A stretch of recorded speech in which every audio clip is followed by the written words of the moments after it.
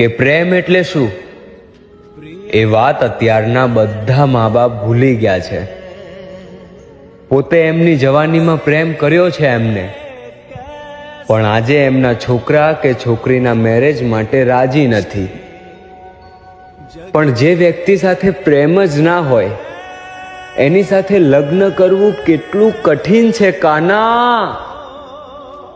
માનું છું તમારી રાધા તમારાથી દૂર થઈ ગઈ, પણ અમારા ધરતી પર રહેનારા લોકોથી શું ભૂલ થઈ ગઈ કે અમારા બધા પ્રેમીઓની હાલત એક જીવતી લાશ બની ગઈ.